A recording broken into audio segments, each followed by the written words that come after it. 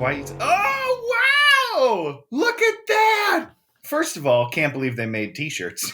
Officially licensed piece of garbage, Woo-wee. Gildan, uncomfortable, shitty ass shirt. It's not a good cut? Is that what you're telling me? If you know t-shirts, Gildan is like, what are the cheapest shirts we can buy? The scratchiest, garbagiest standard shirts that exist. Since we're showing off shirts, Dan, I saw you got your Rip. I got my Rip-'em. And it's a nice shirt. You should order from the WWE shop more often because it is soft AF, dude. That's what I say to myself every day. I should order more. Wait, that was actually in the WWE store? Hey, watch him! With Dan and Tony! Hey, watch him! With Dan and Tony!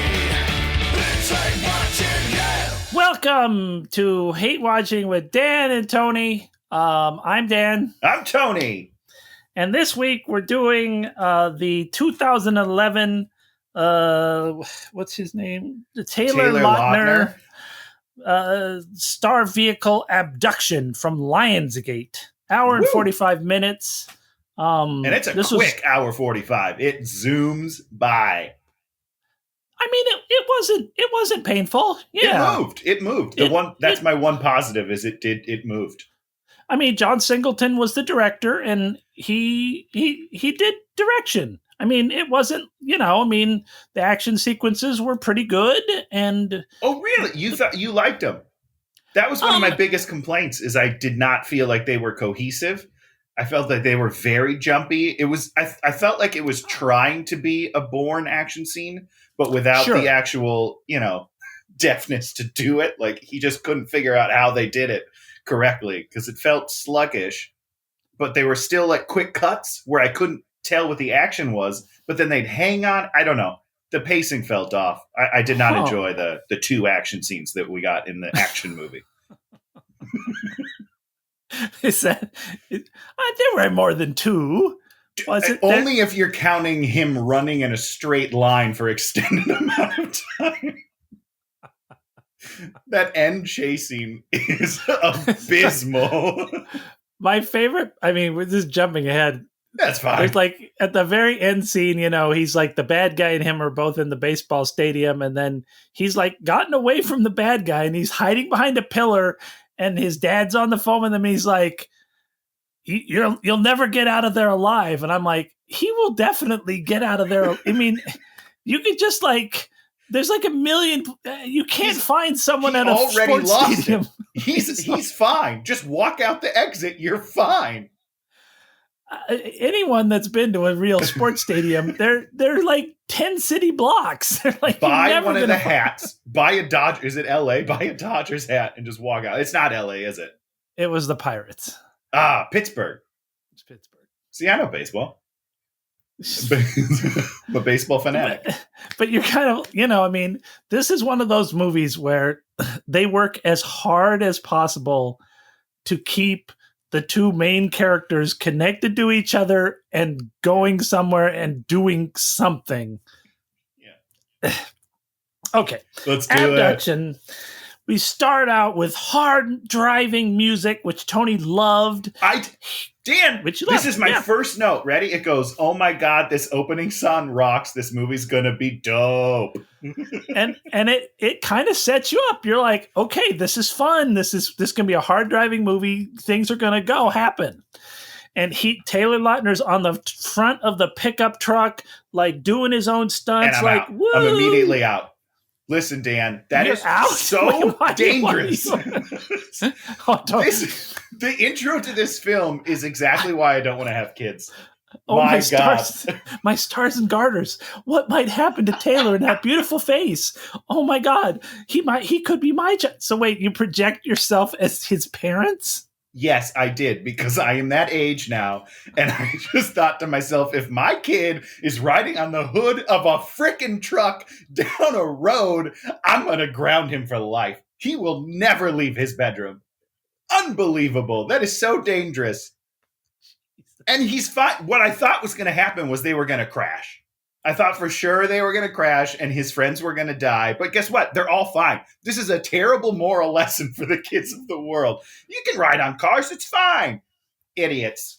So they're going to a party, and they show up at the party. Underage And drinking, another bad moral of the film. Good God, Tony, when did you become like old man, whatever the fuck? When I turned age 35, it all changed. Yeah. Hey, ladies, we're here and ready to party. Dude, you're crazy. Let's do this. Check it out. Those are amongst the very first lines of the movie. It's the dialogue in this movie is so bad. It's not bad. It's just so basic. Yes, it's very basic. There's no real human dialogue in almost the whole film. It's just kind of characters saying charactery lines. But you're right. They're actors saying lines. They're not characters you're right. saying characters. Yes. There's nothing, and it's a pool party. There's some hot girls fighting. Oh yeah, someone says that's swag, which I was like, that's swag. Was that a cool thing to say? I wasn't cool in 2011. and we, so they're hanging out, and we get the two plot points that are going to be paid off later right here at the beginning. Yeah, great job foreshadowing. Like really his good. Buddy makes fake IDs, and his buddy has access to the Pirates baseball team via tickets. Which is great that they brought that back. I have no idea. Yeah. I don't know how he has them, really. No. And I'm not sure why they're not traced. It doesn't really matter for the ending, but I was kind of like, sure, but aren't those his dad's tickets, which is his best friend? So really you'd be able to know where he's going before he goes there, right? I don't know. You mean the bad guys would have known about the tickets? I think the good guys should have known about the tickets. You don't think so? Good? You mean the FBI or the good, bad guys? I guess good is relative in all of the people, but I mean the CIA, right? That's Doc Ock. Yeah, were they CIA or FBI? I think they're FBI because CIA operates outside of the country, FBI operates inside of the country. Could have sworn he said CIA. You know what? I'm sure you're right. He could have said CIA. It should have been FBI because that doesn't make any sense. I don't know nothing. Unless the Pirates are overseas and we did not realize that it was like not Major League Baseball. It's the double A's, triple A's. So we set up that this friend has this access, which is basically we're to learn unlimited access to the Pirates. Unbelievable. So cool. So we're burning through this. He gets drunk and passes out on the lawn. Well, hold on. I have a question because we didn't do the girlfriend. We didn't do the girlfriend. Sorry. We did not do the girlfriend, and that sets up the other plot point. Well, kind of, not really, that he has anger issues, I guess. But rage. Are they cool?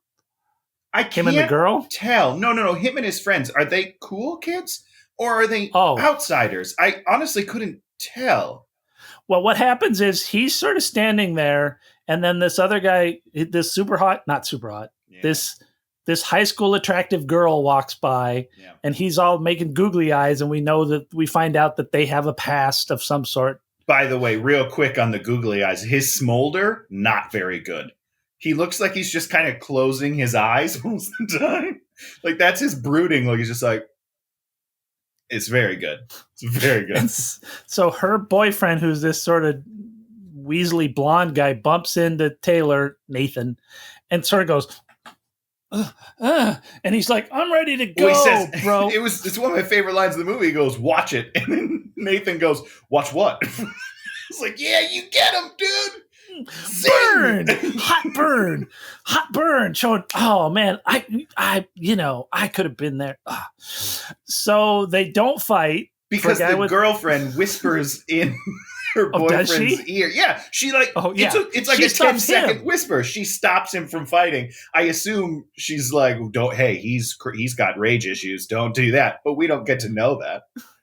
Yes, for a guy with rage issues. He's so controlled. You could be punching him in the face, and his rage issues, like he's like, they're coming. You better watch out. Rage issues. It's coming boiling. soon. It's boiling. Don't worry. Don't push me. So we meet the girl and we find out they have some sort of history. So Tony, what if you were writing the log line of this movie, which is your one or two lines that are that you give to a producer to say, this is what this movie's about. What do you say this movie's about? I would say, I mean, I know, what's it called when you combine two movies for the pitch? What's that? That's not the log line, obviously, but. Oh, I don't know. I mean, the pitch is Jason Bourne meets teen romance. I mean, that's my pitch for the movie. But as a log line, I would say, Nathan finds out that he was sort of adopted and his past comes back to haunt him. Like that. I guess it's not really his past, though. It's like his dad's. I don't know. His dad's past and general current things that his dad are doing. His dad's present. He gets drawn into a web whereby certain people are going to try to exploit him to get someone else to do something or get something that they want. So it's hot dog, I'll buy that in the room. Ka-ching! So what this movie suffers from is Taylor Lautner they think Taylor Lautner might be a huge movie star. So what they decided to do was make this movie and put a fair amount of money and put a fair amount of stars and put some action into it to see if he can be a star. Right? That's what I think. I think this 100%. Was this is absolutely a test. This was his testing ground, and he got a D, sadly. So, yes, first of all, he was not good at all. I can't remember the joke exactly, but I leaned over to my wife at one point and I was like, he makes a better robot than Randy Quaid did in Pluto Nash. Because he's got one note the whole time. For a dude with rage issues, he's very monotone. Like, his rage is definitely beneath the surface and he cannot emote. But the movie itself was not good. Like, the script wasn't very good. So you kind of set him up to fail. I feel bad for him a little bit. I don't think it's entirely his fault that this movie didn't work out, but it made a lot of money. It made like $80 million. Yes, but I'm sure it made the wrong money. I could bet you it made just the wrong money. Yeah. You know, just like Love Guru made some money, but it made the wrong money. It didn't make the money the way it was supposed to make money. That was to prove the point of concept was that he can be a star. And the thing is this is made through his production company, you know, which as I didn't do that research. Okay. I mean, yes. And that when I did a little more research, he's a hard guy to research because nothing kind of happened after this movie. He's had two sort of TV show things, one of them in England, which cannot be good. But it said a series of things fell apart that he was working on through his production company. And so you could totally tell he came off Twilight hot. They're like, okay, your production company set up the offices, meetings. Everybody's like, we want to work with you. Then this movie comes out and it does a flat line. And in this world, a flat line means a failure. You see, and this is where I think it's his agent's fault. Because if I've learned anything from Entourage, you always book your next gig before your last movie comes out so nobody knows how trash it is. That's Agent 101 in Hollywood. Always be ahead of the game, guys. But I think the whole thing is they're trying to sculpt his career. And the truth of the matter is you don't sculpt the career. You say yes to anything you can, and you just keep making stuff because nobody expected Twilight to do $1 billion. Except for you, Dan, because it's your favorite movie of all time. It's freaking dreamy. So I think, and that's why in this movie, he's not a character because they don't want to give him rage issues. They don't want to say that he has an alcohol problem because he was, he lost his mom and has all these bad dreams and he has all these problems, but they're not manifest in the character because they want him to be this squeaky clean guy that girls can love, as opposed to like this effed up guy that the girls love even more. Yeah, because they love the bad boys. Fix they him. love damaged men. And I don't mean that in a bad way. My wife loves damaged men. That's why I'm married. I don't know. If that's the case, I understand everything you're saying, but if Was that's that the a, case, was that a write that was that a movie. joke? Was that a joke, Tony? No, that's serious. I have severe issues, guys. Big Rage time. issues? I got rage issues, if you can't tell. Actually, you probably can tell if you listen to this podcast. I do have rage issues. So I wrote here squanch face. What? Can you emote that for me? He makes his face. It's kind of a squanch face, and it's very unattractive. So does his dad good pick on him? you, man. Does his dad pick him up at the party? Yes. Drunk the next. So his dad picks him up. His dad picks him up the next day. Yeah, next day. Because he he's wakes drunk on up the and lawn. finally, I waited 5 minutes to get Taylor Lautner shirtless. It finally happens at the 4:30 mark. I thought it was never going to happen. I was waiting, and it was worth it, man. That guy is cut up. Yeah. Good for him. Dedication. So his dad picks him up, takes him home. It's Jason Isaacs, his mom's Maria Bello, and then his dad immediately starts beating the crap out of him with boxing gloves. So this is something that I'd like to talk to you about, this scene and how you feel about it, because the wife and I got in an argument over it, of course. I am on the dad's side in this scene. I want to hear how you felt about the situation. How I felt is they were just playing him one level of dick too high. He was just such a dick. And you're just like, if they'd have toned the dick down a little bit, and just made it. And this is the problem with the whole movie is we find out that these aren't really his parents and that his dad is like this super spy. The problem is they haven't decided where they're going to trick us, right? The whole idea of these kind of movies is to keep us in some level of suspense, but that never happens. We realize instantaneously these aren't his parents, but never once do we think that these aren't his parents and they have it in for him.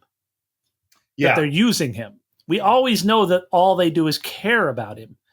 And the whole idea of you having no identity because you're not with your real parents is you have to become untethered from what you believe. He says it a few times, sort of, but he never becomes untethered where he's like, I don't know where I stand in the world. He always really knows where he stands in the world throughout this entire movie. I mean, this kid, for, again, rage issues, he's pretty calm and collected for all of this craziness that's happening to him. And so Jason Isaacs, punches him and says, you gotta do better because life. So I did not find him to be a dick. I was like, good for you, Dad, teaching the hard lessons. And the kid was just being a little wimp about it. He brought out a karate kick at one point. You guys, you're boxing. Don't break the rules because you're losing. You lose. Jeez. Did your dad keep you in a box? Tony's been bad. He's put him in the box. There was one hole in the box, and instead of a breathe hole, it was for the zapper. Bzzt, bzzt. I don't know if you're kidding. Oh my God. Of course I'm kidding. I don't know. I thought it so was you fun. think that's how a kid should be brought up, extra whip, I don't know if it's how you should be brought up, but I'm just saying at least he was wearing gloves, right? It was in at least the facade that they were practicing sparring. So that's pretty good. So he didn't put on the gloves with the metal spikes. Yeah, you're gonna feel this time. Jesus, not like Gladiator where he's got the whip and the pokey fork. So then I wrote the parents love each other. I guess there was something where we see that Jason Isaacs and Maria Bello love each other. For sure. There's a scene in the kitchen where they're kind of flirting. And I guess I would have liked to know just like a little bit more about them before we just kill them off. Because I was confused. Were they a couple before? Did they get assigned this mission because they were already a couple and they're like, you'll be great as parents, maybe here have a kid? Did they fall in love while they were on the job? Because I like that angle as well. I just would have liked a little bit of knowledge about who they were. That would have involved writing 2 or 3 lines about them. So then we meet Sigourney Weaver. She's his shrink. Because of their rage issues. And he feels like a stranger in my own life. He has insomnia and rage issues. And she says that he should just put the anger away. Basically, she's like, don't worry about it. And then he talks about the dream, which of course we all know is real because they stage it exactly as it's real. We're going to find out that the big bad guy at the end killed his mom while he watched from under a bed. Yeah. Because somehow closure. Yeah.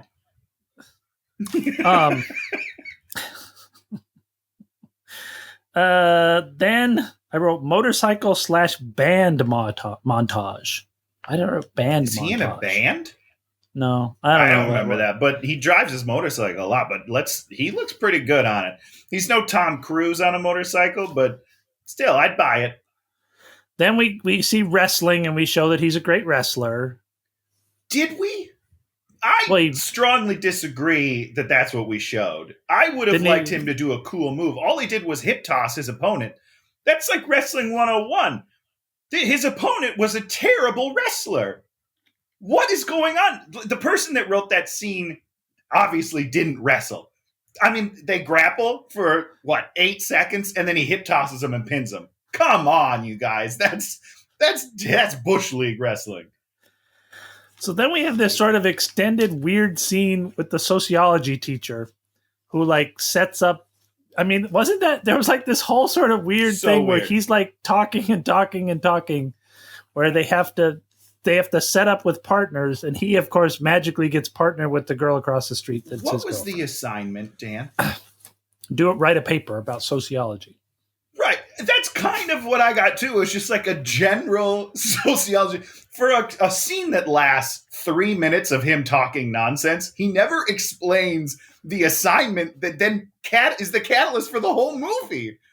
Pretty much. As they're doing the research, I was like, what is the assignment? Your research doesn't make any sense.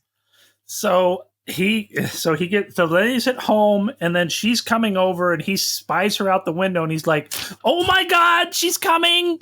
And he freaks out, and he's throwing his underwear around and trying to clean his room. A great moment for comedy, but they just missed it.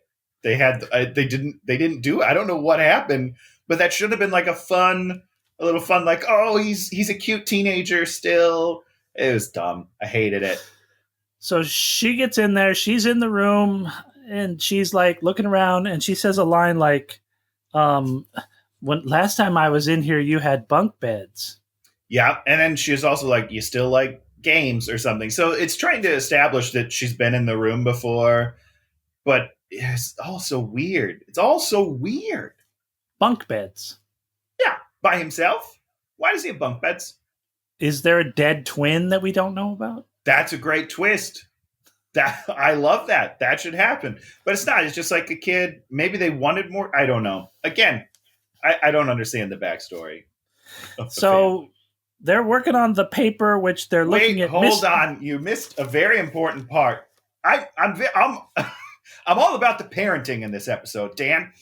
Oh, she comes in with cookies or something? Well, as the mom's leaving, she asks, door open or door closed? No, Mom, door open. Always. He's 17 years old. He says 17. Door closed. I know that's what he says. That you should don't offer that. What kind of parenting is that? Would you like me to close the door so you guys can fornicate? What are you talking about? Not in my house, Dan. Door open. And what does he say? Well, he says door closed, but he says it like a snot, which is where I remove his door. She closes the door. Yeah, she 100%. She just does it. She's just like, hey, that's cool. So this little teen girl that lives across the street, I mean, she looked kind of menaced when the door was shut, right? Yeah, she's like, please don't lock me in here with this creep. But the mom's like, it's fine. Don't worry. Gotta He's make just a super babies skilled sometime. martial artist. Oh my god. So they're doing their research on the computer, and then they like find a picture of a little kid, and then he's like, there's like a button to push to age the kid or Yeah, something. there's this website that they find has picked milk carton kids, and it somehow transforms them into what they look like today. This algorithm is amazing, by the way. Fantastic. We're going to find all those kids. And he's like, that looks like me. She's like, that looks like you. And he becomes instantly interconflicted, thinking that's him. Yes. Yeah. Like not even like, huh. Right. There's not a moment where he's like, well, I mean, I have my parents. I'm not on this. This isn't me. There's lots of kids that probably look like that. But no, it's immediate. He's like, oh shit, that tiny kid, that looks just like I remember myself looking in the mirror.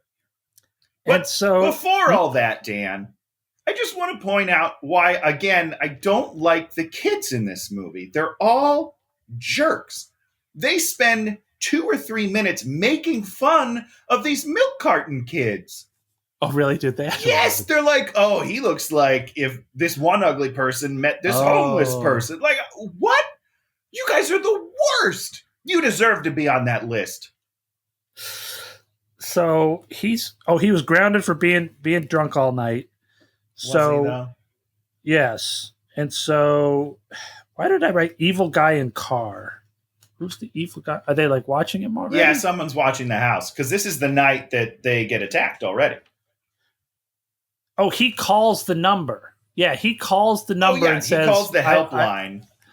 I maybe have seen this kid. Who is this kid? And of course, they instantly get this information to the bad guys, like instantaneously. So apparently, from what I understood, that's the bad guy's website.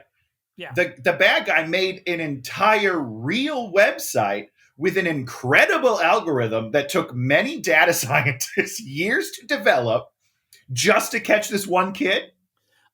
More importantly, later on in the movie, they say he did all sorts of things like this. There's not just one. He's like, you get the feeling he's done like hundreds of different things. For how long, Dan? Because didn't the dad just steal the information from the bad guy? Like, how quickly did they implement these things? No, they implemented it way back in the day. Just for in case. Years. For years, yes. They've been trying to track this kid down for years, yes.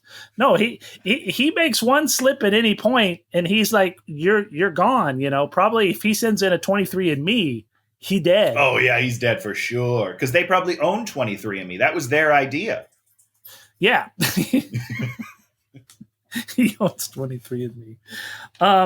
So there's like an evil guy in the car.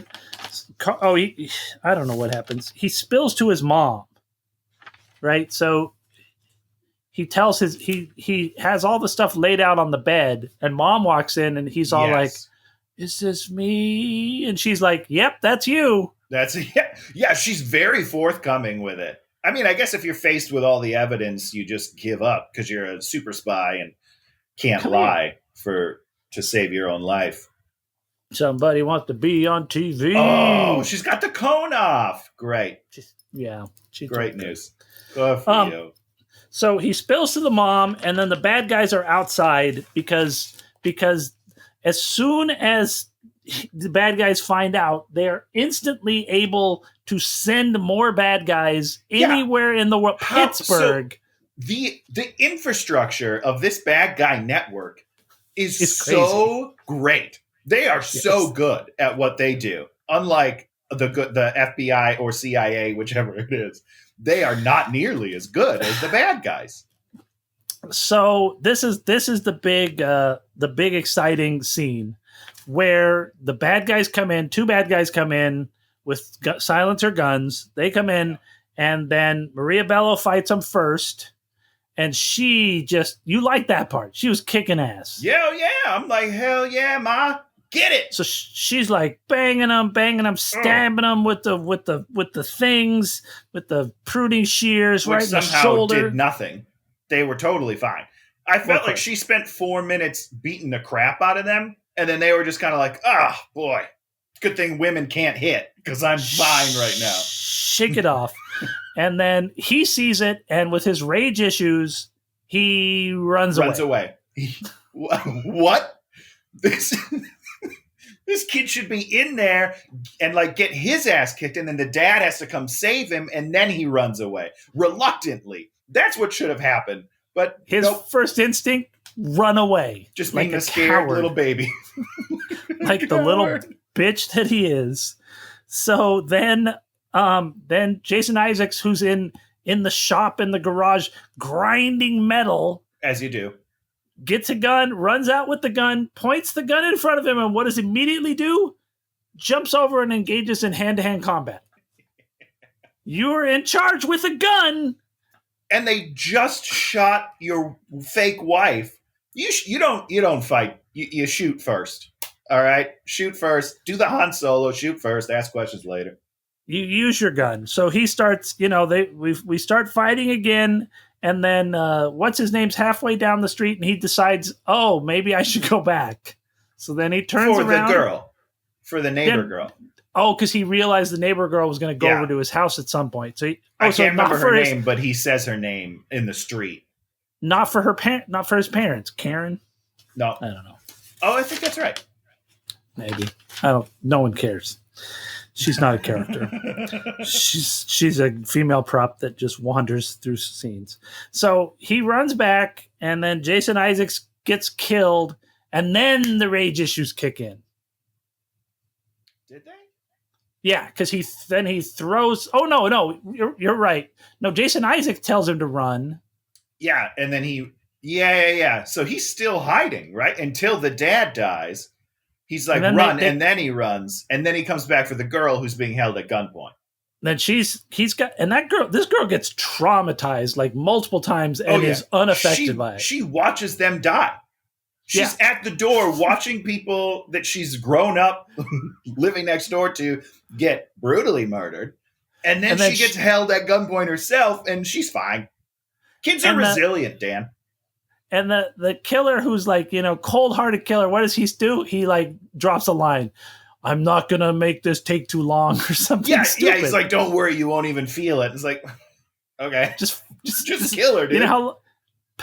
That's how long it takes to kill somebody. Don't need to do a comical line. So Nathan takes something, he throws it at the dude, and then it's a shot glass. Shot glass, and then he just rages on the dude. Like, he really rages on him. Which is cool.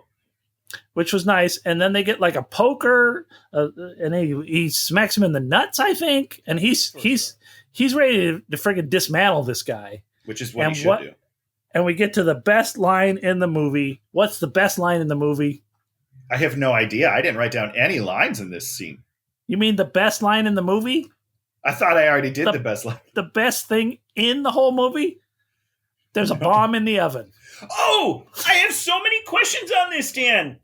So what he says is, Nathan, I'm not going to die here. There's a bomb in the oven. Okay. But then he doesn't leave, right? He does die there. We don't know. I don't understand the line. Did he put the bomb there? Why did he put the bomb? Why is the bomb on such a short timer if he's in the house? That's just bad planning. Give yourself time to get out and move along down the street, probably.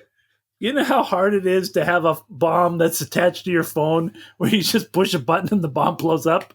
But no, they've decided that they're going to go into this house, and at some point they plant this bomb, which you never see them plant the bomb because they're constantly fighting with people who are looking for Nathan. And they put the bomb in the oven with a timer, and then what does Nathan do? Someone says to you, there's a bomb in the oven. Do you go to the oven, Tony? 100% I have to fact check. Okay, Dan. What if he's lying? I don't know. So I got to go there. I got to look. Okay, that looks like a bomb. It's counting down for sure. Okay, and then I'll casually close the oven and then somehow be transported in 4 seconds outside by my own pool. Well, so the bomb, they have 7 seconds when he opens the oven. He's like, oh, dope. And then they both start running, and they get blown into the pool, under the water, where they're safe because water protects you from everything. Yeah, it's fine. It's fine. Doesn't make any sense, but it's fine. And then they motorcycle away. Then we have this montage of all the evil people in the world coming from every corner of the world. Hundreds and hundreds of guys getting on airplanes with the most advanced machine guns and everything to go to Pittsburgh and like hang out in a hotel. Well, as we learned from Stealth, they just like to hang out together in buildings with no innocent civilians, so it's fine. Wait, what is... You mean like the Alaska thing? Is that what happened in Stealth? No. When they were all the three terrorists were meeting in a building, and it just happened to be only filled with terrorists and no good guys whatsoever. So they're all ready. You know, the evil Russian guy has assembled his super crew, and then Nathan is great. at the. Why is he at the hospital? Oh, because she got cut or something. She got hurt. I don't remember seeing it, but on the motorcycle, he asks her, "How bad is it?" And she's like, "Oh, it hurts." And then he's like, "Let's go to the hospital." Is that how she talks? Oh, it hurts. It hurts me. I'm hurting right now. So of course he does your classic thing. He picks up the phone to call somebody, and the FBI instantly is on the line and instantly is talking to him. Nathan. So here's my thing about several moments in this movie. They continually pick up their cell phones and just make a phone call. Yep. And each time it's the good/bad guys. It's good guys and the bad guys. You guys never learned a lesson. Everybody, the good guys and the bad guys can tap into any phone call. At they any can tap time. into any camera. They can assemble any information that they might possibly need literally in seconds. Except for when they reach friend. out to their friend. And we're going to talk about the black friend later because that's my pitch for this movie. Okay. Oh, this movie should be about him. What's his name? Googly? Yeah, his name is Googly. Something? I'll find it. I wrote a note about him. Keep going. So somehow, so he's talking to Alfred Molina, Frank, who's the head of the FBI or whatever. And then somebody says trust needs to be earned. Taylor Lautner says it. Oh, okay. Because the FBI CIA is like, Nathan, I need you to trust me. He's like, trust is earned. And then hangs up. Or no, he just leaves it. Yeah. Doesn't even hang up. His little girlfriend's in all this peril. The real people that can ostensibly help him, he's like giving the blow off to. Yep. Like he's Mr. Outfitted to protect the world. So somehow Sigourney Weaver has figured out that he's here. Well, they all know he's there, Dan. But how does Sigourney Weaver know he's there? Because she is also a super spy. They're all super spies. But she didn't have all this. I mean, she doesn't have the tapping information. Well, you don't know. She's probably got her own wiretap. She's a third wiretap. Or she's tapping the bad guys. Maybe she's a wiretap of a wiretap. So she says something about, so she helped smuggle them out of the place. With balloons, yeah. Which, of course, makes no sense. Why are you smuggling this stupid girl out of there? Which... I mean, would they even know that he's affiliated with the stupid girl? I don't think anyone that lived has seen her. Yeah, because only the two assassins would have known she even exists. Yeah, maybe that one assassin got out and said she's... So he didn't die there. So he was no, he good definitely to didn't his die. Word. He absolutely didn't I'm die not because he die here. There's a bomb in the oven, and then he scrambles away. Yeah, so he scrambled. So he has told them that the girl is pivotal, even though we don't even know that. You know, somehow she's they're going to very important to him. So Sigourney Weaver gets them into her vehicle, and they drive away. And then she says things like, "You were looking for answers your whole life," and then gives him the next step in the plot progression. Here's some keys. Here's an address, go here, and then jump out of the car as I go around this corner because she knows there's like this soft corner that they can jump out and... Super spy, man. Super spy. She's run that route every day for 20 years. Ready for this one moment. So she has driven off, and then she explodes in the distance. So we don't know if she's alive or dead. Except for because they literally cut away so she's not in the explosion. It's not very misleading. They should have never. I don't know. It doesn't matter. Doesn't matter. So he's like, they're going to track us. So we need to get in the river, which they never do track them with dogs. No, of course not.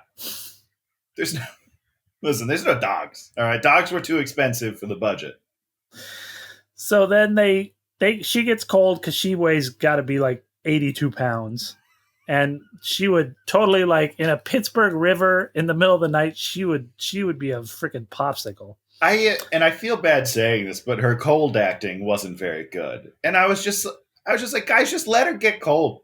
Just let her method act for like the 4 seconds or don't show it. One of the two, because it wasn't good. She just kind of did the teeth chatter, the classic, ooh, I'm cold.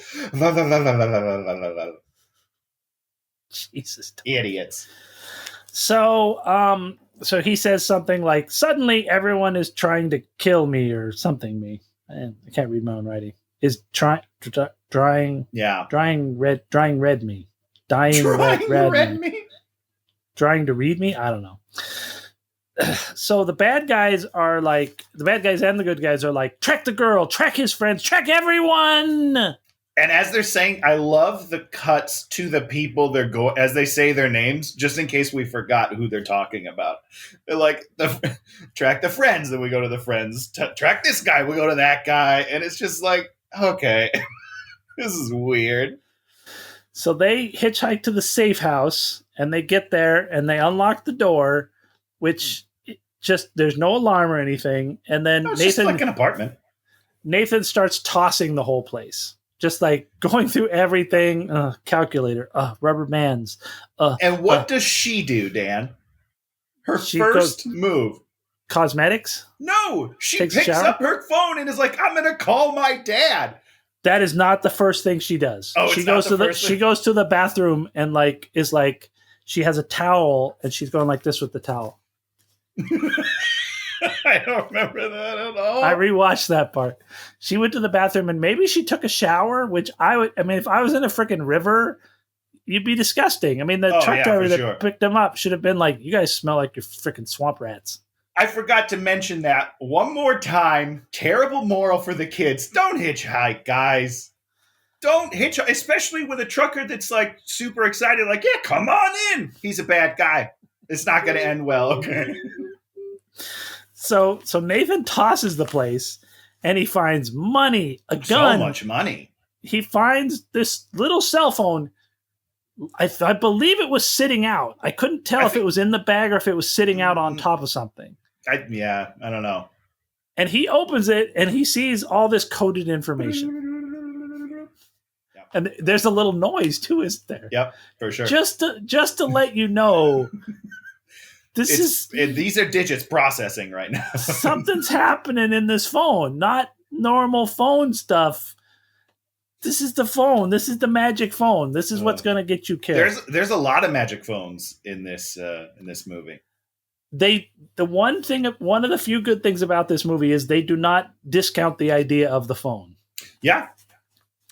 So I wrote down, make the idiot call. She picks up the phone, makes the idiot call to her uncle because her uncle's going to be worried about her because her parents are like off on some trip or something. Yeah, they're in, what are they, Paris? I think they're in Europe or something. I think all these people are super rich. That's what I got out of it. Everyone is super rich. Absolutely.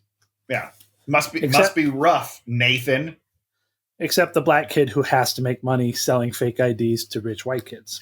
Does he, though? Because his dad has all access passes to pirates. I think he's just a bad kid, Dan. Again, I think... These are just bad kids. So he also finds a piece of paper that has a woman's name and an address. So they're like, this is the next thing we can do together. He doesn't cut loose with the girl.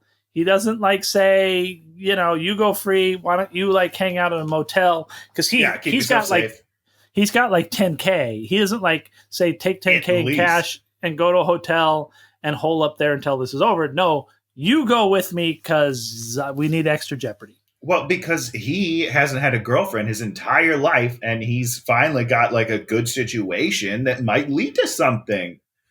Girls in peril are always vulnerable, Dan. Jesus, Tony, spoken like a true stalker. What? So he gets to the cemetery, he finds his mother's grave, and he says, I never knew either of my mothers. Hold on. First of all, can we talk about them fight? How long did it take them to realize they were in a gosh darn cemetery? Because they're driving and he's still confused. looking. She's like, this is a weird address, but in the window, we're seeing a mausoleum. I'm like, you're already in the cemetery, guys. How long does it take to figure out that those letters and numbers are a freaking plot number? You idiots. Oh, was there a plot number? Was that part of the address, the thing? Oh, yeah, okay. It was like G367 something something. So they realize that, and so they're like, okay, we're out of clues except like the guy in Nebraska, which we're gonna have to do the guy in Nebraska next. Which I didn't quite understand the Nebraska guy, and so this is Tony's favorite part of the movie, where they find the next clue. How do they get the next clue, Tony? I don't know. Hold on, let me look at my notes. I got nothing. They go into the mortuary, and there's like the poor fat kid who's very homely. Okay, I did write this down. This is my favorite part of the movie because it's hilarious. This poor kid. Is this an after-school job for him? Because he is a 15-year-old loser for sure. I'm sorry, that was me. Wait a second, Tony. Hold on. You were like, they were on the site where they're little stolen kids, and you were like, they're making fun of those poor kids. And here's this poor little portly boy who's working in a mortuary, and you're like, burn him down. Well, there are two key differences between those, Dan. One, those first kids were abducted. It was not their choice, okay? This kid just kind of let his life go off the rails, and here he is at the working at the cemetery, all right? And number two, they're kids, all right? This is a 15-year-old guy. Like, he's already had to deal with a lot of bullying for sure, the poor guy. That's why you're bullying him more? Yeah, I'm piling on. I'm trying to strengthen. I'm like the dad. I'm just trying to strengthen his character, all right? Fuck up. Did they bully you in high school, Tony, or in junior high? Well, no, yes, obviously, for sure. But the thing is, here's how you fight that. If you're in on the joke, they lose interest. So is that how you funnied him up? Yeah, that's how the majority of people in my situation get the self-deprecating humor that they have. It's from you beat those people to the punch and making fun of yourself, and then they respect you and think you're funny. Like how? Like give me an example of this. Well, so like on buses in middle school, right? People would make fun of you for taking up too much space on the seat. So then you'd have to make fun of yourself. So there would be days where I would like come and I'd sit on the edge of the seat where I'm hanging off a little bit. And I'd be like, man, I wish there was more room in these seats. And everybody thinks it's funny. You know, they think it's, oh, this guy's funny. He gets it. This guy gets it. And then they're all friends with you. Did you read the Reader's Digest? What Reader's Digest? Do you know what the Reader's Digest is? I mean, I've heard of the Reader's Digest. I don't know. Jesus. Okay. So they're going to go to Nebraska by train, I think, is the plan. Oh, yeah. So they're going to take the train to Nebraska. So they need help. So they need fake IDs to buy tickets to the train. So now, I didn't know that. Do you have to be 18 to buy a train ticket? I've never ridden on a train. You have to have an ID, I think, probably to buy a train ticket. Sure. Okay, so it's not the age thing. It's just they're using fake identities. Got it. I believe so, because they're in the system, and the system leads everyone right to them. So they know to do that, but they don't know to make a call from their own frickin' cell phones. Come on. I got nothing. So the black buddy shows up, and he has 3 fake IDs from 3 different states. How do they get a hold of him, Dan? How does he know where to meet them? They call him on the phone. How do they call him on the phone if the bad guys have all the phones? I don't understand. I was so mad at this point. And that's my point is, well, yeah, I didn't think about the phones. That's really terrible. But I thought it would be, because they sort of say, they give him like a sort of thing where he says like a line about how he snuck. I had to go out the back door so they didn't see me because there's a guy sitting somewhere. Right. So they're watching your house, but they're not. But you can just call them and tell them where you are, or email them. more importantly, they're not watching the house very well. You know, if you because sneak I'd out had the like back door. I'd had like drones up above, you know, and I'd have like, 17 people because they have enough guys to do anything. They have tons of guys, but all you need is one guy at the front, one guy at the back. He went out the back door. They're only watching the front door. Terrible. So they get on the train, and I guess he has the gun with him now because they're really worried about getting searched. Yeah, he got the gun from his dad's apartment for sure. Yeah. So, but he never pocketed it. They never showed him with the gun. No. They just sort of imply that he has the gun, and so he's nervous about getting on the train for the gun mostly. But we're not sure. And can I just say that if I was that security guard, I 100% would have frisked him because he was staring right at you nervously. He's like, "Oh my God, please don't pick me. Please don't pick me. Please don't pick me. Oh, he didn't pick me. What a great day." So we get on the train, and we start to sort of litigate their original relationship, which something happened in summer, and then they made out, and then he sort of rejected her, and then boom, they're doing it. Hold on. His line was, okay, because they hooked up in the summer, and it's just like, when we got back to school, why didn't you ask me out? And he's like, I don't know. I just thought summer was summer. Yeah, I wrote that down. What? What does that even mean? I don't know. Well, he explains it later what was going on with him. That he was like emotionally not ready or something. I wasn't ready, he says later. No, thank you. Or something. Oh, no, that's the exact line. Got it. That's the one. And so then we have the big makeout scene. And Tony's going to talk about the makeout scene and do his whole Tony makeout. It's actually going to be very short. He passes the test. I'll tell you that right now. I was into it. I was like, Taylor, look at those lips, dude. Good for you. This kid knows how to kiss. That girl knows how to kiss. These are two professionals. Yeah, this is the first time we've watched one of these movies where I was like, cool. Good for you guys. I'm into it. They got it on big time, and they were going to have major sex. I mean, this was going. I mean, Dad Tony probably is like, no condom, no sex, or something. We did make that joke. We're like, I hope that he brought one. Always be prepared. He brought a gun. He better have brought a condom. If he was forcing her to come along, ugh. Oh, and so he says, says something, and he says, I know what I'm doing now. Oh, because when they were kissing, she was like, oh, that's an improvement or something. Oh, you know. I know what I'm doing. Obviously, he was awkward. It was middle school, lady. Okay? Sheesh. It also makes us wonder, who are these other girls that he learned all these moves with? Because, Tony could have been his hand. That's where I learned, Dan. You never did that? You make the face with your hand? And you kiss it? You never did that? Was that not around when you were a kid? You sat in your room and made out with your hand? You make it, when you say it like that, it sounds creepy, but I was perfecting my craft. And I got to tell you, if I ever get a movie where I get to kiss, there's going to be a podcast just like this. And those guys are going to be like, damn, he did it. He knows what he's doing. Just like Taylor Lautner. So right in the middle of all this, she's like, it is hot and heavy. She says, we should get some food. She just like shuts it down. She shuts it down cold. And you know what? Kudos to him for being like, cool. Because that could have gone, there could have been a weird moment, but they played it very good. I don't know why she cut it off, but you mean his rage issues didn't cut in? And right, because he doesn't have rage issues, Dan. That was a lie. So the bad guy's on the train. We know that. So the bad guy grabs the girl and then like really brutally beats her up. Like, yeah, it was really brutal. Pretty bad.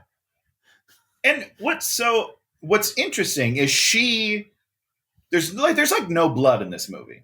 I don't know if you noticed that, but nobody really bleeds. But because they're probably PG and sure, but she bruised. But she's the only person in the movie who bruises.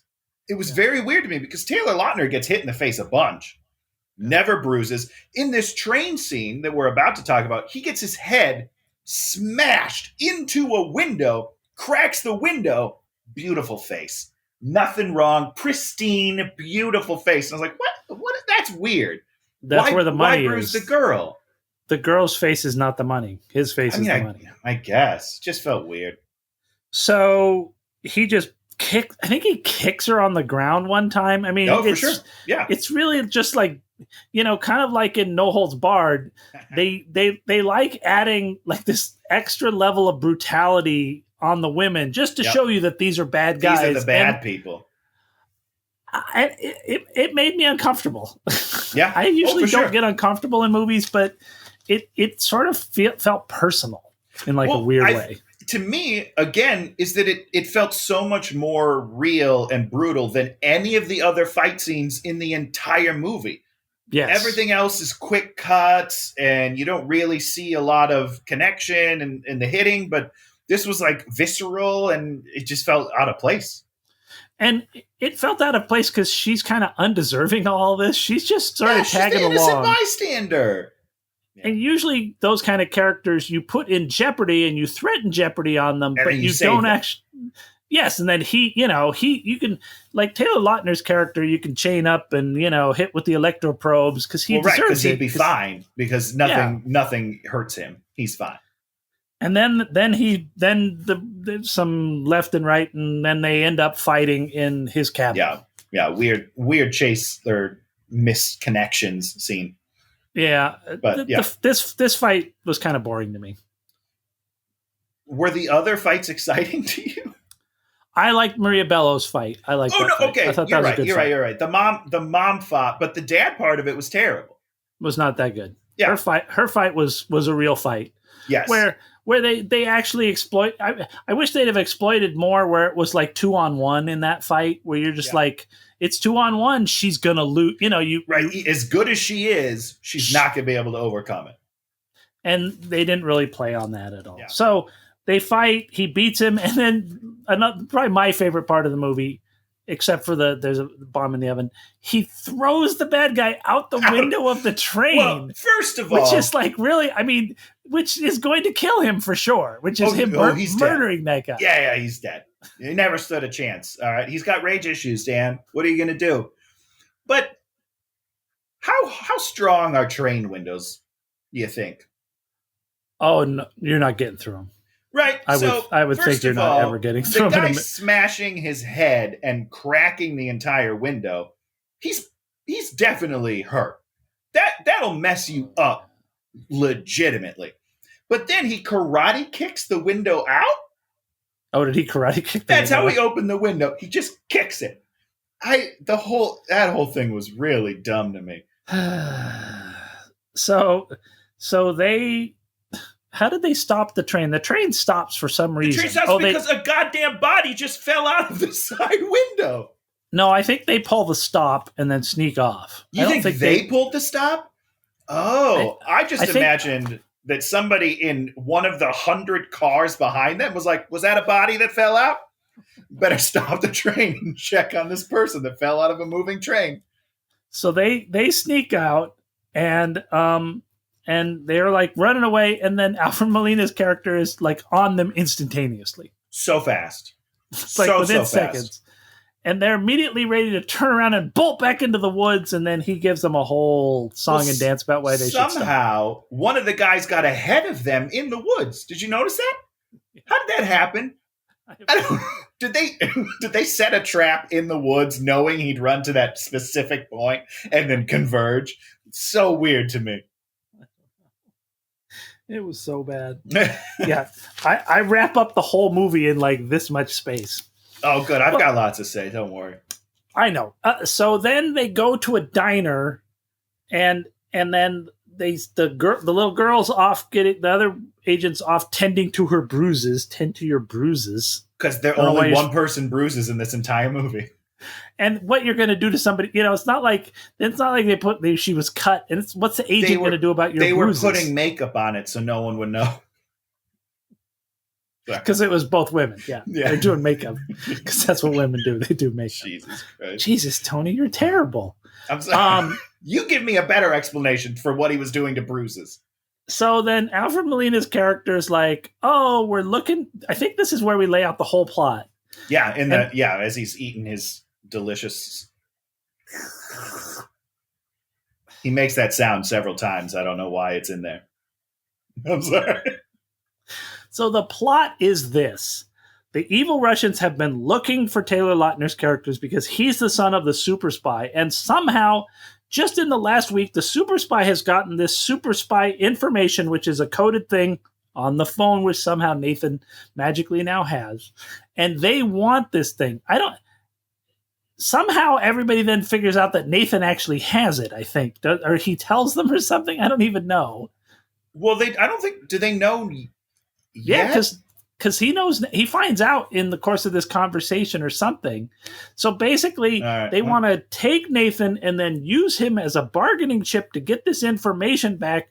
But somehow Taylor Lautner knows that Alfred Molina's character's name is on this list. Best guess ever. I mean, this kid is smart. Wow, he called that bluff from a mile away. Unbelievable. And so there's like 6 or 7 agents outside the building standing around in the street with guns. They are fully armed, just in the surrounding area. They're on rooftops. This is a scary place to be right now.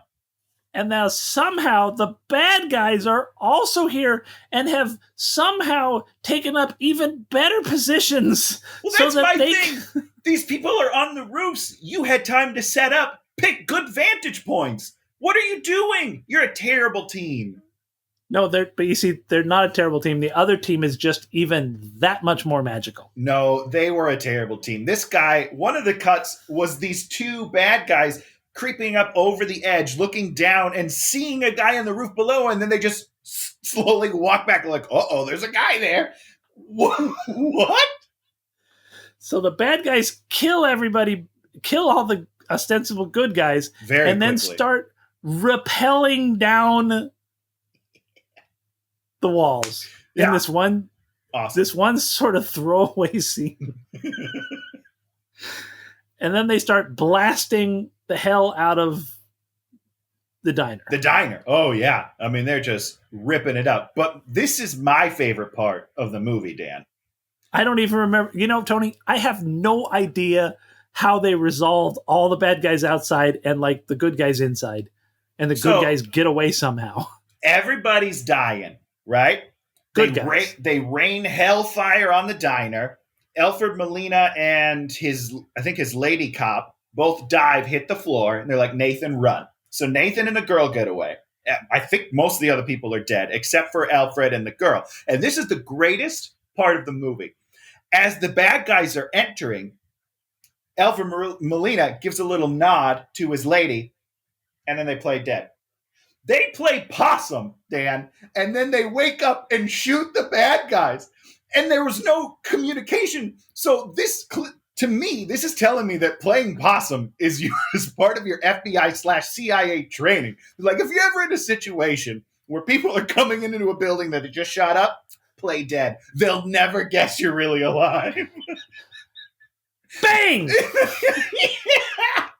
It was amazing. I've never seen that in a movie, I don't think. And kudos to them. Kudos. So once again, his buddy has come through. He meets up with the buddy. The buddy's like stolen the neighbor's car. Gilly. I just remembered. And how does he get to these places? He stole the neighbor's, or he took the neighbor's car. I don't mean physically, Dan. He says that. How does he know where to meet these people who are on the run?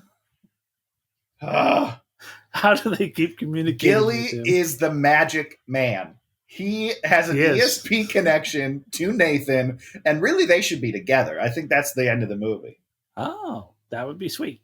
So he shows up and he's got them tickets, and then he has, because of course the game is happening, he says, I've set up everything, or something like that. Yeah, like what? What did you set up, guy? Well, we're going to find that out. Yes, we are. In the big finale. So they're at the baseball game. And this is the point at which he cuts loose the girl. He's like, girl, just go do whatever. You've been along on all this. She's definitely involved now because everyone has seen her at this point. Now let her go. You idiot. Now it's safe for you to not be around me. So he goes in there, and like all the bad guys go in there, or not. Only one of the bad guys go in there because he leaves like leaves a ticket stuck to a shoe. Yeah, to the shoe of the statue, which is great. But here's my problem with this scene: the young lady is taking pictures of this happening so that he knows that they're there on her flip phone from like 30 yards away. That flip phone has like a 20x zoom on it. There's no way that is right. That phone is magical, man. I've taken a lot of pictures with flip phones, and if you're any further than 5 feet away, you can't tell what's happening. You can't see nothing. Man. Those pixels are huge. So he's in there, the bad guy's in there.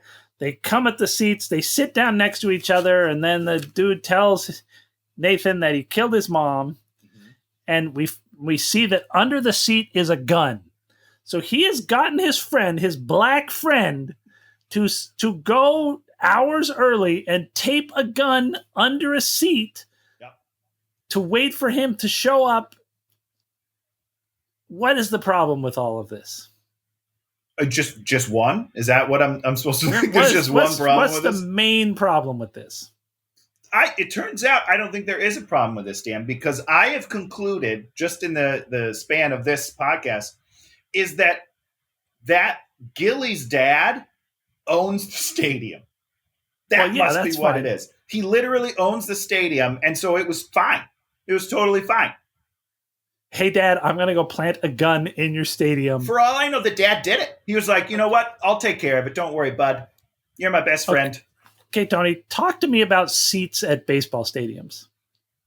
The plastic seat that flips up so you'll be able to see the gun at all times?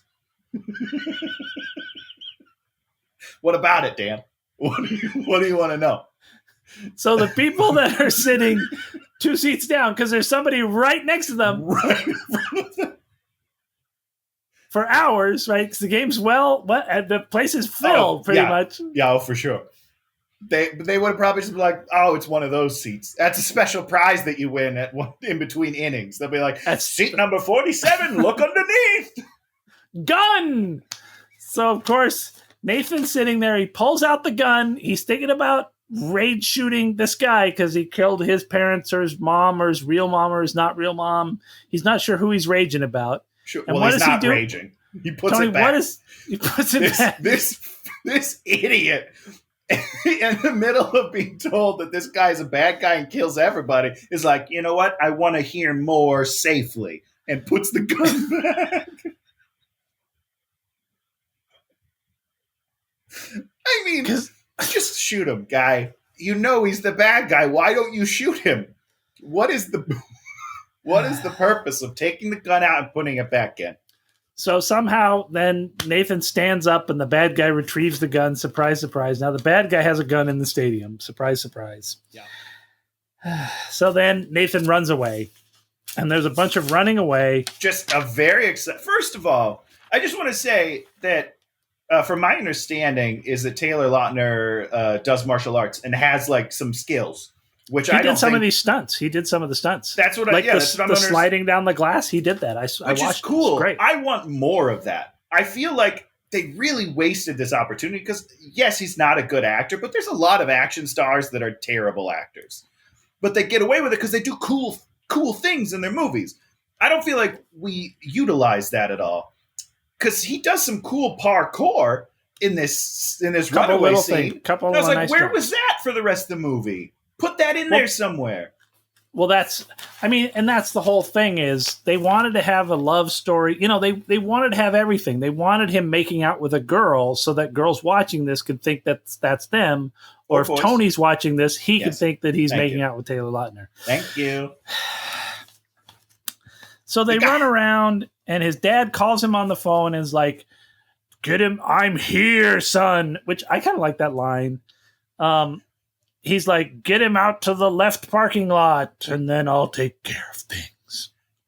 I don't understand why they refuse to show the dad. He has one of the most recognizable voices in Hollywood. Immediately, I was like, I know that guy. And then they never show his face. I didn't know it was him until I saw the chin? bottom of his jaw, his chin. And I was like, okay. that's who it is. But I was like, I know that voice. Yeah, and it's super distracting. I would have rather they just showed and it was like, oh, okay, cool. I know that guy. But instead it's like this mystery. And then I spent half the movie being like, okay, oh no, I know who it is. It's a terrible decision. So the whole thing is, this guy's been trying to get this information, which is on this phone, this whole movie, and we're finally out there in the parking lot. He's pointing a gun at him, and he says, "Stop or I'll kill you," or something. After the straight line sprinting, the chase scene starts cool with parkour, and then goes into the parking lot where they're just both running in a straight line. Why are you running in a straight line if a guy's got a gun on you? Zigzag at least. Give me something. So he stops, and you're like, how does this guy ever, there's all these CIA guys everywhere. How does he think he's going to get away with this magic list? No idea. They will go through anything to just you have to take this list and use it somehow. You're not, it's encrypted. So you can't just go, I've got the list. I'm done. Why doesn't he just kill Taylor Lautner here? He's already basically surrounded by the guys. He should just get the list at this point. Why does he keep the kid alive? And so what's his big line that he says? Oh, no, I don't know. What's his big line? You're not as good as your father. Oh, yeah. Of course he's not. He's not a trained spy. And so what should Taylor Lautner have said at that point? Yes, I am. He should have said, either are you idiot. You're not as good as my father. And the father guns him down because the father is the hero. Why does the father take 4 minutes to gun this guy down? There's a whole standoff where he's pointing the gun at his kid and he's just looking through the scope being like, okay, I got him. Don't pull the trigger. Don't pull the trigger. He's adjusting it for wind. He's holding the finger up. Okay. Okay. All right. He's got a haze. Okay. Haze. Look, I've seen American Sniper. All right. You can get that off quicker. So who was the dad? I don't remember his name, but isn't he's the guy? He's the guy with the long face, and he's from that wedding movie. You just said he's got one of the most recognizable voices, but you don't know who he is. He's got a recognizable voice, but not a name. Okay, is he Dylan McDermott or Dermot Mulroney? The second one. Dylan McDermott, Dermot Mulroney. He's the second one. Which one? Dylan McDermott, Dermot Mulroney. Mulroney. You're correct. Yeah. See, I know. So then Sigourney Weaver shows up because, of course, everyone shows up. Yeah. I wrote piece of wood because through all this, he's Taylor Lautner's piece of wood. I don't understand piece of wood. And then they go out into the stadium and are in the empty. They get to spend time in the empty stadium. Hold on. Before we get there, we have to talk one last time about the parents in this movie. So Sigourney Weaver decides that she's just going to be his. Sigourney Weaver, fine. Sigourney. What did you say? I put a J in it instead. It's Sigourney Weaver. So she decides to be his parent for no reason. Oh yeah, she does. But her first act as a parent is to let him go off with this lady to have alone time. It's like, no. Man, are you going to have kids? I'm going to have kids, but guess what? They're not going to have kids until they're old enough to have kids. I'm going to be like the uncle that brings over the bottle of scotch for your 9-year-old. It's going to be great. You are not allowed in my house, Dan. He's going to have like a little bucket that he puts out the window. I'm going to get scotch and pornography, all the things that he needs. Totally ruin his household. Boy needs. Oh. So basically, we find out that the problem in 8th grade is that he wasn't ready. And then he says something about pretty exciting for a first date. So bad. But again, this obviously Gilly has to own the entire stadium because they're alone in the stadium, which is not allowed. It's very And frustrating. that's Abduction. Tony, who in this movie was abducted? All of the kids from the milk cartons that we make fun of. Those are the only kids that are abducted in this movie. We make fun of? No. Sorry. We as in the movie. The movie made fun of the only people that were actually abducted.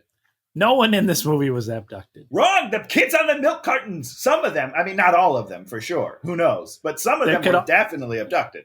How do you know that? They're probably They're probably all deep fakes. You think every single one of them is a CIA or FBI agent's kid? This is a great conspiracy. I'm into that. I'm into it. You're right. Nobody was abducted. I have no idea why it's called Abduction. Not even a little bit. The only person that might have been abducted is the love interest. She's the only person that might have been abducted by Nathan.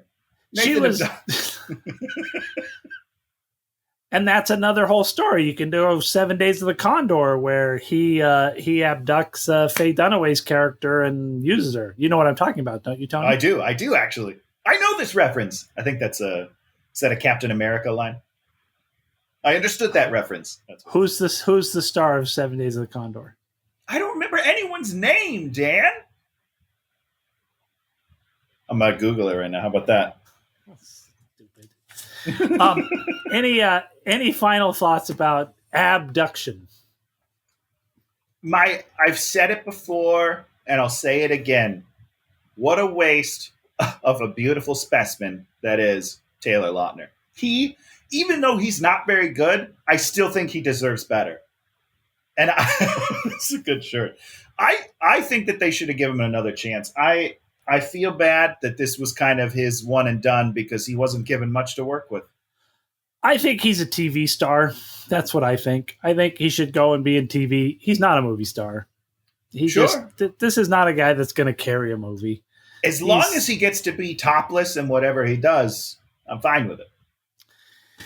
Okay, well, we're gonna abduct ourselves from Abduction because, God, what a pile. It wasn't a bad movie. It was just like, it just wasn't good. It was a movie, as a cookie cutter movie. At the 30-minute mark was where his parents are getting killed, and there's 15 minutes at the end. Although at the end there was like 7 or 8 minutes after the bad guy was killed. Yes, and you're just like, wow, what are we gonna do at this time? And can we just wrap it up, please? Just roll the credits. So this is the part of the show where we talk about something we like that we've seen this week. I haven't seen anything I really like this week, so I'm going to pick something a little bit different. I'm going to pick a video game. It's kind of a video game. It's an online game. It's called Fall Guys. Have you seen this game? Oh my, Dan, I love Fall Guys. Unbelievable. They gave it away on PlayStation Plus for free. Okay. And it is so much fun. I haven't played it yet, but I've watched people on Twitch playing it, and you're this little character, and you're just trying to avoid either getting thrown off a bridge or knocked down a hole, or it's just really cute and really fun, and just this nice palate cleansing thing in this world. And that's what we need sometimes, is a little cleansing of the old palate. Yeah, especially now. What do you got for us, Tony? I'm going a little bit different. I'm going a little more emotionally. My pick for this week is a little documentary called You Cannot Kill David Arquette. Came out, I think, last week. And it's about David Arquette's return to wrestling. Don't shake your head. It's emotional. It's kind of sad. I mean, it's actually really sad because it's really a look into David Arquette's emotional place in his world. Like, his acting career has kind of dwindled. Is he kind of an unstable guy? Oh, for sure. For sure. He's, I mean, not in like a dangerous way, but unstable as in, I think there's some depression there. His life kind of took a dive after, I mean, the way that the movie depicts it as after his debut in WWE, where he won the belt. Or I think it might have been WWF at the time. Wait, who are we talking about? Are we David talking Arquette, about the actor? It's David Arquette, the actor from Scream. That's what everyone remembers him from. But he did a lot of great stuff before that. But he's in one of my favorite movies, Hamlet 2. Oh, that is good. That is that's like one of my top 10 movies. The guy can legit act. Have you seen My Own Private Idaho? It's one of Was his. he in that? He was in that? Yes, I don't remember him. It's him and River Phoenix, and it's one of his earlier roles, but it's a tough movie to watch, but it's good. He can act. And then in the early 2000s, he did a movie called something about Rumble. He did a wrestling movie. We'll probably do that movie at some point now that I'm on a David Arquette kick. It wasn't very good, but to promote the movie, he went and did some wrestling. And how big is he? He's very small. Okay. He's not a big guy. But you keep saying wrestling, funny. And I picture like this little guy. I'm like, but that's the thing is they thought it'd be a great gimmick to let him win the belt. Oh, okay. And when that happened, his career went off the rails because everyone hated him. Everyone, like the wrestling world, hated him. They were really mad. Hollywood stopped taking him seriously because he was doing this ridiculous wrestling thing, and his career kind of started to unravel there and was taken less seriously. And so he's in mid-40s now, and he feels like he's a joke, and he's kind of depressed on where his life is. And so his answer to that is to return to wrestling. And so it's a doc about that, and it's an interesting look at, kind of like the psyche of an actor who maybe isn't where he wants to be, and kind of self-redemption more than anything. It's beautiful. It's worth a watch. I liked it. And where did you watch it at? It came out on home digital last week, so I watched it on. What's that? It's digital movies, so it's not on any like free platform, but you can. So you can rent it like for $4. Yeah, you can rent it. Yeah, I would assume Amazon Prime you can rent it. Prime. I bought it on Vudu because I'm a huge David Arquette fan. But anyhow, and is there any positive resolve at the end of the movie? It ends kind of hopeful / inspirational, but there's no. It leaves it obviously open because he's not on a comeback. You know what I mean? But he has enough money to live the rest of his life, right? Oh, for sure. Yeah, he's not. Okay. It's not like he's hurting in that way financially or anything. It's just inner turmoil that he's trying to wrestle with. And that's one thing that we didn't talk about at Hulk Hogan. We didn't talk about it this. We should just talk about this for 1 second. Since I didn't pick a movie, let's talk about another movie for just a second. The Wrestler. Oh, one of the greatest movies of all time. Yeah. Heartbreaking, depressing. It's rough. When he sets up at that show, like selling his merchandise at the card table.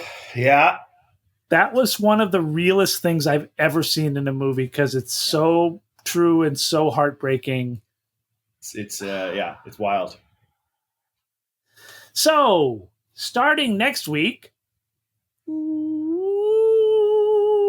Halloween. What? Is that one of the ones that glows in the dark? October. It's Halloween.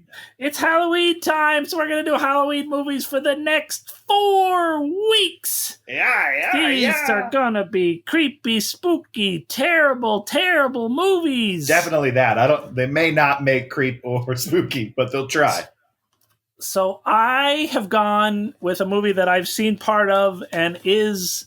Just keep petting yourself with the hand, Dan. Not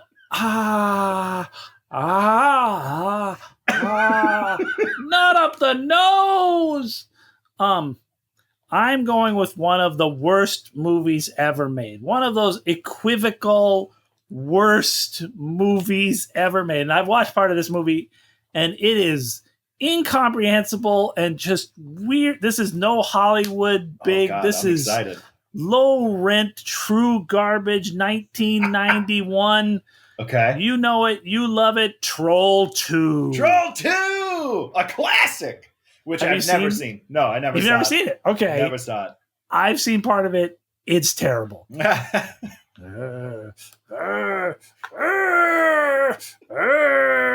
So next week we'll have watched Troll 2, which is available on Amazon Prime for rental. Great. Yeah. Any other last words for the spooktacular October that we're going to be starting? I am ready. It is my favorite season of the year. and my family, it's the biggest holiday that we celebrate is Halloween. And Are you going home for Halloween, Tony? No, Dan, I'm not because of the world. COVID.